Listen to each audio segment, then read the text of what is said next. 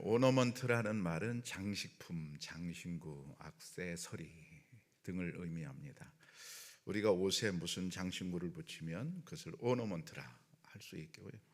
교회에서는 전통적으로 이 제단이라든가 오르간이라든가 종이라든가 이런 것들이 이제 오너먼트라고 볼 수가 있고, 우리가 성탄 트리를 이렇게 만들면 나무가 있고 나무에 온갖 장식품을 달아요. 리스를 달고 종을 달고 별을 달고, 달게 되는 모든 것들을 오너먼트라고 할 수 있지요.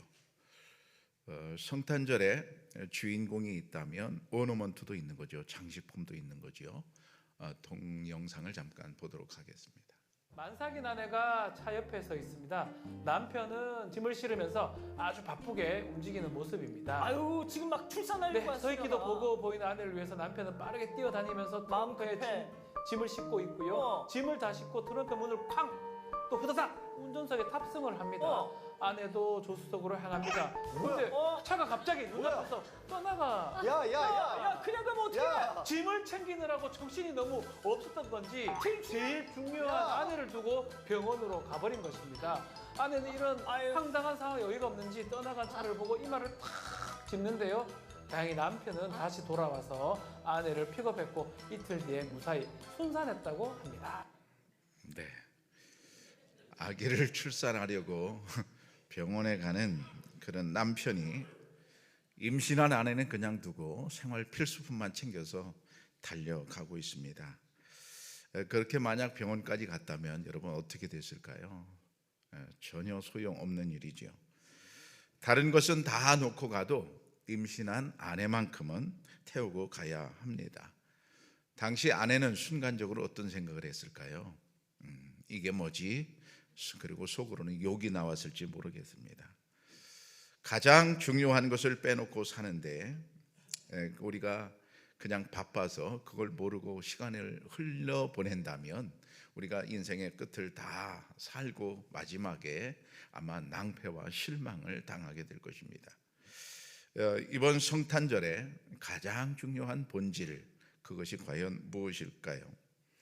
헤롯 왕 때에 유대 베들레헴에서 아기 예수님이 태어나셨습니다. 이 역사적인 일에 찾아 나선 사람들이 3명이 있었습니다. 이름하여 동방 박사들입니다. 아마도 이 사람들은 바벨론 사람들이었을 것입니다. 그들은 어떻게 이 역사적인 비밀을 알게 되었을까요? 아마도 그들은 별을 연구하는 천문학자들이었는데 별을 연구하면서 뭔가 이상한 것을 알게 되었고, 이상한 별이 움직이는 것을 보고 그 별을 따라 나섰습니다. 그런데 그 별을 따라왔는데 갑자기 별이 사라진 겁니다. 어디로 갈지 몰라 이제 애타게 별을 찾지만 별이 보이지 않습니다. 그래서 그들은 이제 장소를 찾으려고 사람들에게 물어보기 위해서 큰 도시 예루살렘으로 들어갑니다. 이 사람 저 사람에게 이제 물어봤겠죠. 많은 사람들이 있는 곳이니까 이 사실을 아는 사람이 혹 있을지도 모르겠다 하는 기대를 가지고 들어가서 물어봤겠지요. 이렇게 물어봤다고 그래요. 2절에 보면 유대인의 왕으로 나신 이가 어디에 계십니까? 유대인의 왕으로 나신 이가 어디 계십니까? 이렇게 이제 물어봤습니다.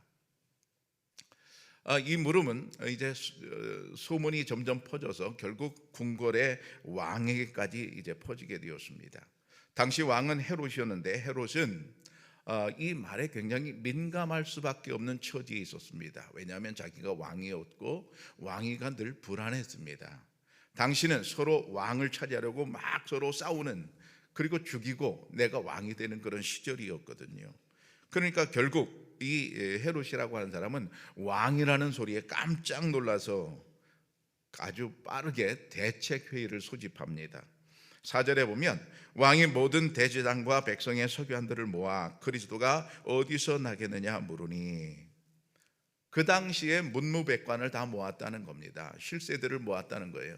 그리고 도대체 이 일을 어떻게 했으면 좋겠는가, 그가 어디서 태어나는가 하는 걸 이제 질문하고 결국 답이 나왔습니다. 유대 땅 베들레헴이다. 베들레헴은 당시 2군데 있었습니다. 그래서 다른 데 베들레헴이 아니라 유대 땅 베들레헴이다. 콕 찍어서 그렇게 말합니다. 그것은 성경에 이제 예언된 바가 있죠. 그래서 성경을 알고 있는 그들은 그 답을 알고 있었습니다. 이제 수사망이 좁혀지고 있습니다. 장소를 알았습니다. 그러면 시간이 문제입니다. 시간만 알면 되는 것입니다. 그래서 시간을 이제 알기 위해서 헤롯 왕이 은밀하게 동방박사 세 사람을 은밀하게 부릅니다. 그리고 7절에 보면 별이 나타난 때가 언제냐 이렇게 물어요. 별이 나타난 때가 언제냐, 이것은 결국 그가 태어난 때가 언제냐, 너희가 말하는 그가 태어난 때가 언제냐, 이걸 묻는 거지요. 근데 성경을 보면 참 재미있게 돼 있어요. 은밀하게 물었고요, 조용히 물었고요, 그 다음에 자세하게 물었다고 돼 있어요. 헤롯이 아주 관심이 지대한 겁니다. 아주 집요하게 물은 겁니다. 어떻게 된 일인지 자초지종을 아주 집요하게 물은 겁니다. 그렇게 이제 문답이 끝나고 동방박사 세 사람은 궁궐을 나왔습니다. 궁궐을 나와 보니까 그동안 안 보이던 별이 갑자기 나타났습니다. 그래서 오늘 성경에 보면 그 별을 보고 기뻐하고 기뻐했다. 그런데 보통 기뻐한 게 아닙니다. 아주 크게 기뻐했다 그랬어요. 별을 보고 기뻐했다는 얘기는 결국 이제 별을 통해서 아기 예수님이 태어날 그 장소를 정확히 알게 되었다, 그런 얘기죠. 그래서 기뻐했다는 거죠. 근데 그 별은 신기하게도 특별하게 움직이는 별이었습니다. 그 움직임을 따라 길을 그들은 나섰습니다. 아무리 별이 길을 인도하고 반가운 별이라고 할지라도, 그리고 반짝이는 별이라고 할지라도 그 별이 성탄절의 주인공은 될 수 없습니다. 그들을 인도하던 별이 문득 멈추어 섰습니다. 한 곳에 별이 고정되었단 말이죠. 지금까지는 별이 조금씩 움직이고 있었는데 이제 드디어 별이 딱 고정이 되었습니다. 신기한 일이 벌어진 거죠. 바로 9절에 그 장소가 나오는데, 아기 있는 곳 위에 머물러 서 있는지라. 아기 예수가 탄생한 그곳 위에 별이 머물러 있게 되었습니다. 그러니까 동방박사 세 사람은 먼 길을 고생하며 왔는데 드디어 이제 목적지에 도착한 것입니다. 동방박사들, 마고이라고 하는데 이 사람들은 빈손으로 메시아를 만나러 오지 않았습니다. 아주 귀한 보물들을 준비하여 여기까지 왔습니다. 그것을 이렇게 말해요. 11절에 보면 보배합을 열어서 보물을 아기 예수께 나중에 드리거든요. 그러니까 보물도 귀한 것이지만 귀한 보물이니까 함도 아주 귀하게 만들었다. 그래서 보배합이라고 말합니다.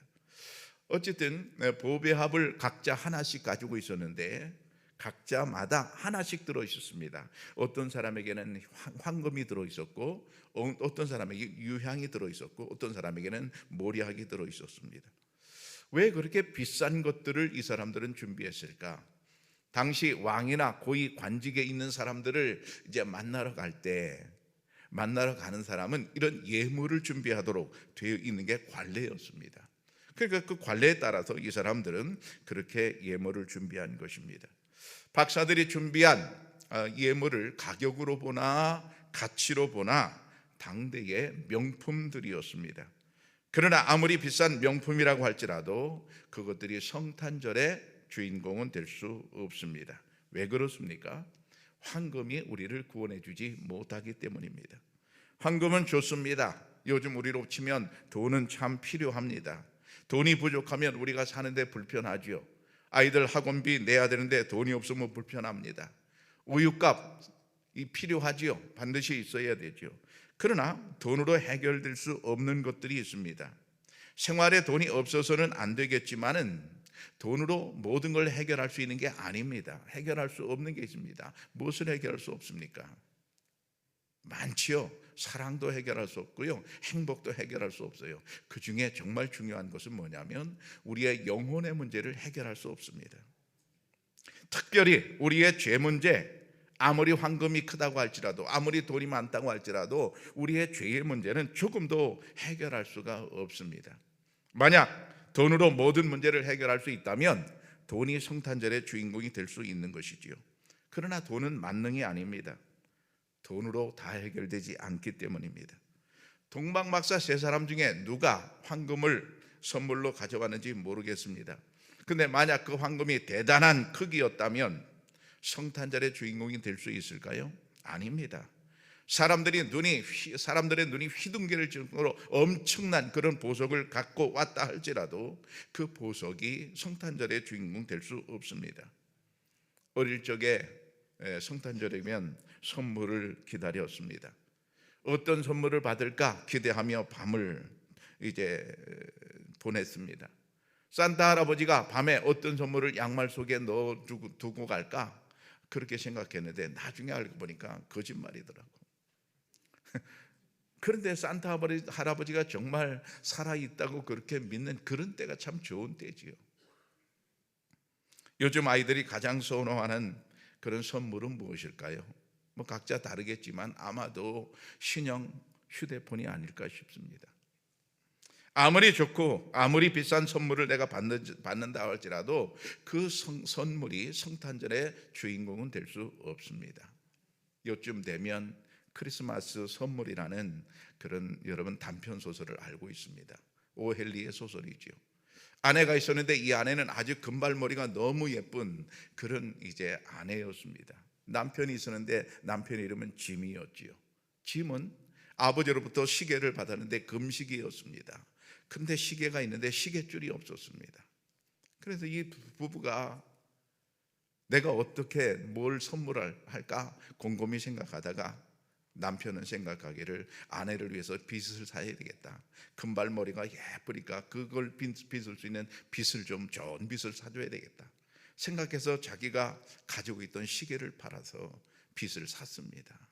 그리고 아내도 남편을 위해서 뭐를 내가 살까 하다가 남편은 시계는 있지만 시계줄은 없으니까 내가 시계줄을 사줘야 되겠다. 근데 돈을 세보니까 돈이 몇 푼 안 되는 거, 모자라는 거예요. 그래서 자기가 갖고 있는 이 머리를 싹둑 잘라서 그죠? 시계줄을 샀다는 얘기죠. 드디어 서로 교환을 합니다. 선물 교환을 합니다. 그런데 선물 교환하지만 시계가 없으니 소용이 없게 되었고 빗이 머리카락이 다 짧아졌으니 소용이 없게 되었습니다. 그렇지만 이 두 부부의 사랑은 정말 아름다운 모습으로 남아있게 되죠. 우리가 서로 사랑해서 성탄절에 아무리 사랑이 많이 들어간 선물을 한다 할지라도 그 선물이 성탄절의 주인공은 될 수 없습니다. 성탄 시즌인 지금 백화점마다 성탄절 장식으로 요란하게 치장되어 있습니다. 벌써 11월 들어서면서부터 교회에서는 꿈쩍도 안 하는데 백화점은 이미 아주 장식으로 요란하지요. 화려하게 치장하지요. 그리고 인도에는 온갖 좋은 상품들을 지내려놓고 지나가는 고객을 유혹하고 있습니다. 아무리 화려하고 아무리 눈길이 가는 그런 물건들이 있다 할지라도 그것들이 성탄절의 주인공이 될 수 없습니다. 그렇다면 성탄절의 주인공은 누굽니까? 두말할 것도 없이 우리 예수님입니다. 동방박사들이 먼 길을 떠난 이유가 무엇입니까? 성탄절의 주인공을 찾아서 떠난 겁니다. 2절에 보면 동방에서 그의 별을 보고 그에게 경배하러 왔노라. 박사들이 주인공을 찾는 것, 그것이 1차 목표이고 그 다음에 뭐를 하려고 했는가 하면 그에게 경배하려고 그랬습니다. 단지 이 경배는 공경의 마음을 표시하러 온 것이 아니라 신적인 경배, 즉 예배하러 왔다 그런 얘기입니다. 이 소리를 들은 헤롯 왕의 태도가 참 놀랍습니다. 헤롯 왕은 이렇게 질문합니다. 4절에 보면 그리도가 어디서 나겠느냐?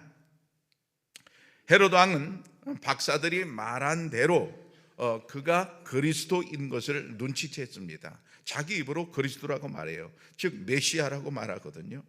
그런데 헤롯 왕은 메시아를 예배하지 않았습니다. 헤롯 왕은 왜 메시아를 예배하지 않았을까요? 동방 박사들은 먼 곳에서 와서 메시아를 예배하는데 왜 헤롯 왕은 예배하지 않을까요? 헤롯 왕은 유대인인데 왜 유대인인 그는 왜 예배하지 않을까요? 자기의 왕권이 더 중요하기 때문입니다. 어떤 사람들은 자신이 소유하고 있는 물질과 권력에 누수가 생길까 봐 하나님을 믿지 않고 예배하지 않는 분들이 있습니다. 교회 다니는 어떤 사람들 중에는 발을 깊이 들여놓지 못하는 분들이 있습니다. 왜입니까? 겁이 나기 때문입니다. 조금이라도 자신이 의지하고 있는 물질이 조금이라도 자기 통장에서 나갈까 봐 전전긍긍하고 있습니다. 사실 헤롯 왕의 걱정은 걱정할 필요가 없는 쓸데없는 걱정입니다. 왜 그렇습니까? 예수님은 헤롯의 왕의 자리가 탐이 나서 이 땅에 오신 분이 아닙니다. 헤롯은 오히려 예수님의 오심을 환영하고 기뻐해야 될 사람입니다. 왜 그렇습니까? 예수님이 베들레헴 오셔서 그 이스라엘 땅에 오셔서 그 나라 백성들을 치료해 주시고 보호해 주시고 위로해 주시고 죽은 사람을 살리기까지 하셨습니까? 예수님께서 고친 사람이 얼마나 많습니까? 못 고칠 병들을 고친 사람이 얼마나 많습니까? 예수님이 위로해 준 사람이 얼마나 많습니까? 그러니까 예수님께서는 여러 가지 역할을 하신 겁니다. 병든 사람을 고쳐줬으니까 의사의 역할도 하셨죠. 예수님께서 위로하는 그런 일을 하셨으니까 사회복지사의 일도 하셨죠. 아주 중요한 일을 더 하셨습니다. 죽은 자를 살리니까 인구 증가까지 이루어 주셨거든요. 예수님은 그 땅에 도움이 되었지 전혀 손해가 되지 않았거든요. 여러분, 우리도 마찬가지입니다.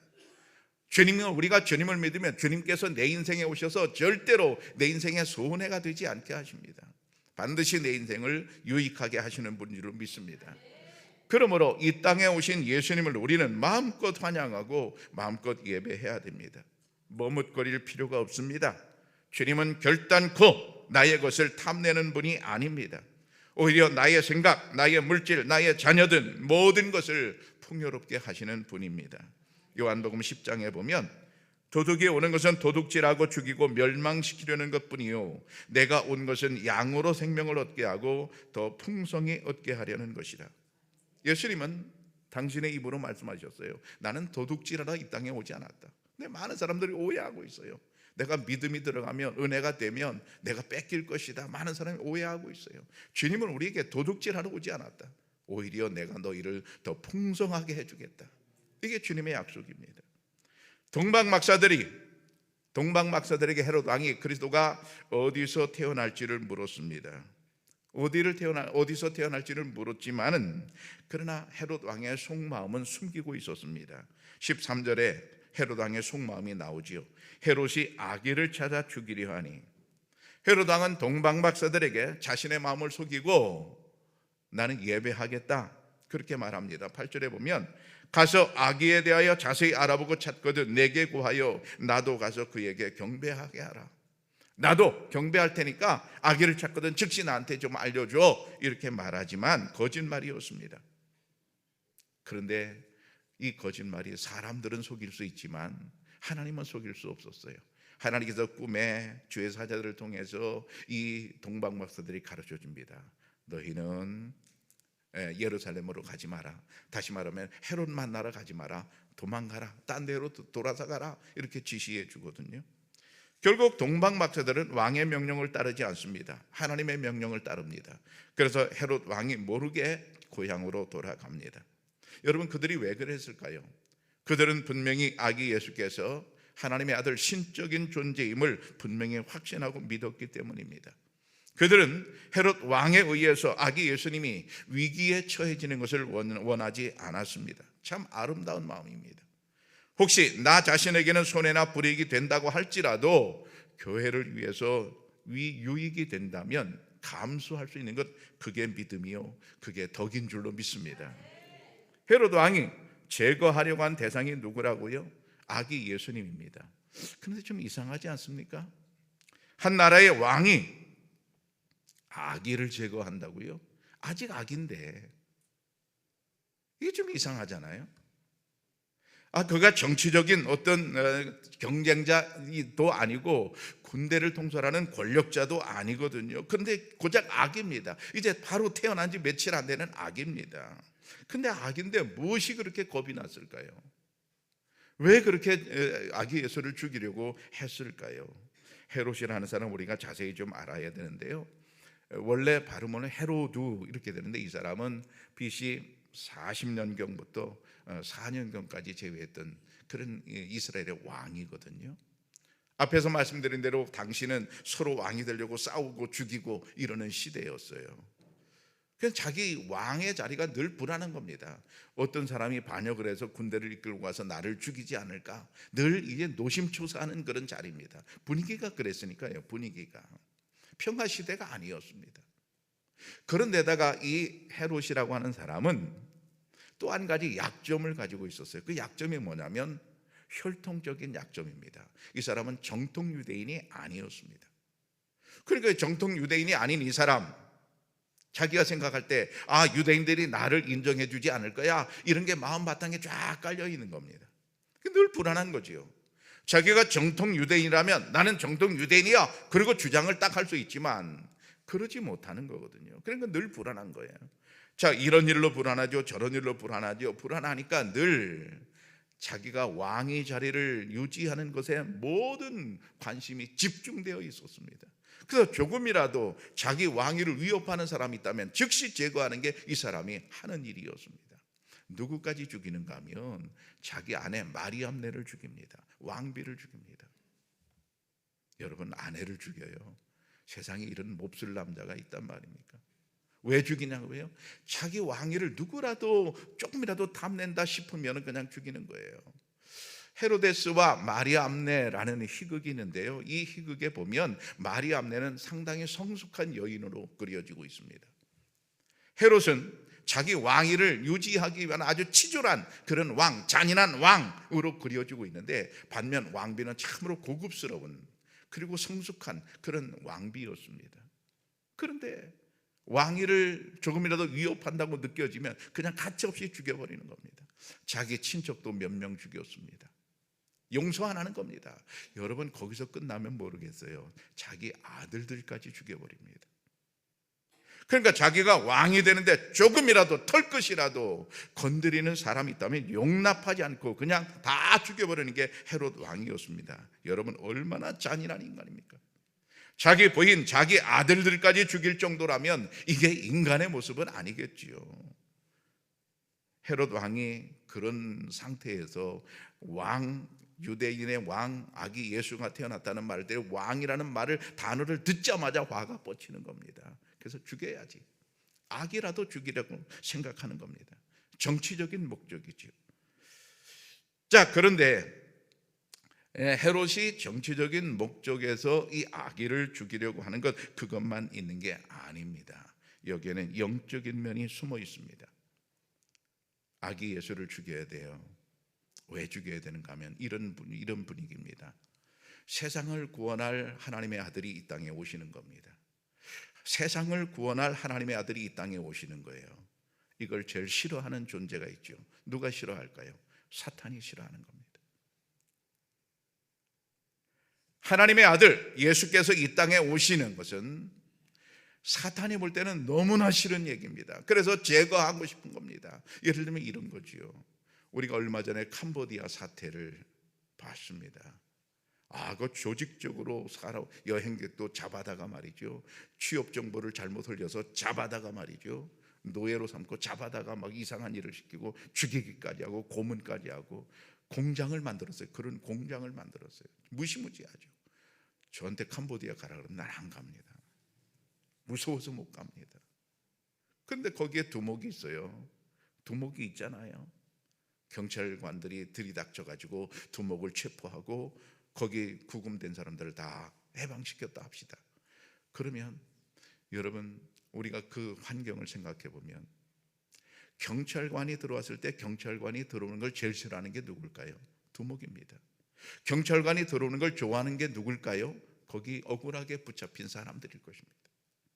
하나님의 아들 예수님께서 이 땅에 오실 때, 인간을 구원하려고 이 땅에 오실 때 그걸 제일 싫어하는 존재가 있었으니 바로 사탄입니다. 사탄은 그게 너무 싫은 거예요. 그래서 아기 예수님을 죽여야 되는 거예요. 근데 누구를 동원해요? 적당한 인물이 있던 겁니다. 바로 헤롯입니다. 잔인하거든요.